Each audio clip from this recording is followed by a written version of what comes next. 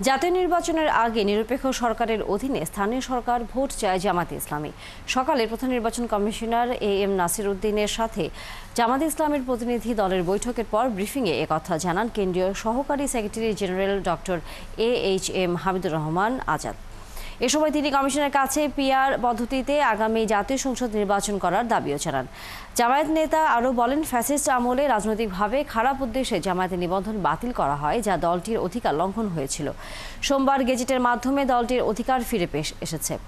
বর্তমান সরকার ও ইসি আগামী দিনের পথ চলা ও গণতন্ত্রের পথে হাঁটার প্রত্যাশা পূরণ হয়েছে।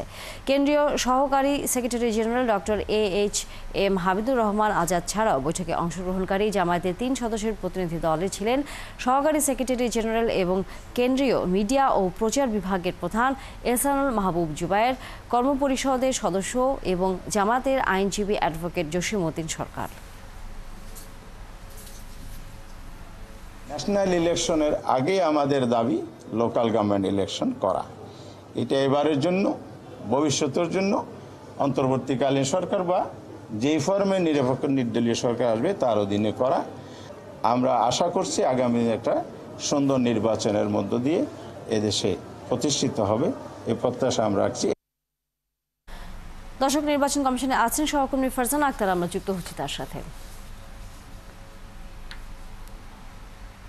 ফারজানা, সকালে জামায়াতের সাথে নির্বাচন কমিশনের বৈঠক হয়েছে, আমরা সেই খবর আসলে জানছিলাম, কিন্তু যেটি জানতে চাই যে জামায়াত কেন জাতীয় সংসদ নির্বাচনের আগে স্থানীয় সরকার নির্বাচন চাচ্ছে, তাদের পক্ষের যুক্তি কি, এবং দ্বিতীয়ত বিএনপির একটি প্রতিনিধি দলের কমিশনে যাবার কথা রয়েছে, সে বিষয়ে কোনো তথ্য আছে কিনা আপনার কাছে?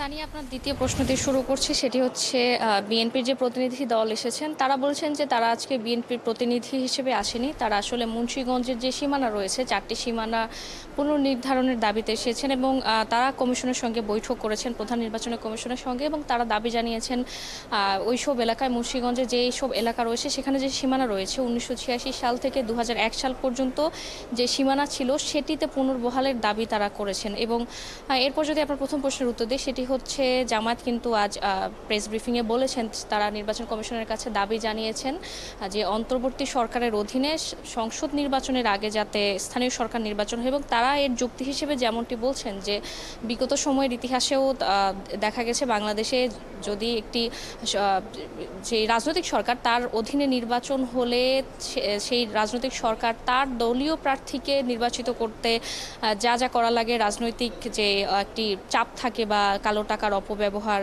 তাদের প্রতিনিধিকে নির্বাচিত করার জন্য আসলে সহিংসতা সৃষ্টি হয়, এমনটি কিন্তু বলছে জামাত। এজন্য তারা বলছেন যে যেহেতু এখন একটি নিরপেক্ষ সরকার আছে, সেই নিরপেক্ষ সরকারের অধীনে অন্তর্বর্তীকালীন সরকার থাকা অবস্থায় যদি স্থানীয় সরকার নির্বাচন হয়, সেই ক্ষেত্রে রাজনৈতিক সরকারের অধীনের থেকে বর্তমানে স্থানীয় সরকার নির্বাচন হলে সেটি বেশি সুষ্ঠু হবে, তুলনামূলক, এবং এটি আসলে ভালো হবে, এমনটি তারা বলছেন। এবং পাশাপাশি তারা নির্বাচন কমিশনের সঙ্গে আজ বৈঠকে যেমনটি বলেছেন যে 2013 সালে জামায়াতের নিবন্ধন বাতিল করে দেওয়া হয়েছিল এবং জামাত বলছে সেটি আসলে একটি রাজনৈতিক প্রতিহিংসার কারণে করা হয়েছিল। সেখানে যে ফ্যাসিস্ট সরকার ছিল, বিগত সরকার, এটি আসলে একটি বৈষম্যমূলক কাজ করেছিল, এবং এই যে নির্বাচন কমিশন বা কোর্টের রায়ে তাদের নিবন্ধন ফিরিয়ে দেওয়া হয়েছে, তারা বলছেন যে এটির মাধ্যমে আসলে বাংলাদেশ গণতান্ত্রিক পথে হাঁটছে। এবং তাদের কাছে সাংবাদিকরা প্রশ্ন করেছিলেন যে এই নির্বাচন কমিশনের উপর তারা আস্থা রাখছেন কিনা। তারা যেমনটি বলছেন যে এখন পর্যন্ত তারা নির্বাচন কমিশন নিয়ে আশাবাদী, এবং তারা এটি মনে করছে যে বিগত 3 নির্বাচন কমিশনের মতো এই নির্বাচন কমিশন হবে না, এবং তারা আশা করছেন যে নির্বাচন কমিশন সঠিকভাবে কাজ করবে। পাশাপাশি তারা যেমনটি বলেছেন, তারা সিইসির কাছে দাবি করেছেন যাতে প্রবাসীদের ভোটাধিকার নিশ্চিত করা যায়। তারা বলছেন যে প্রবাসীরাও ভোটের একটি বড় অংশ এবং তাদের ভোটাধিকার নিশ্চিত করতে হবে।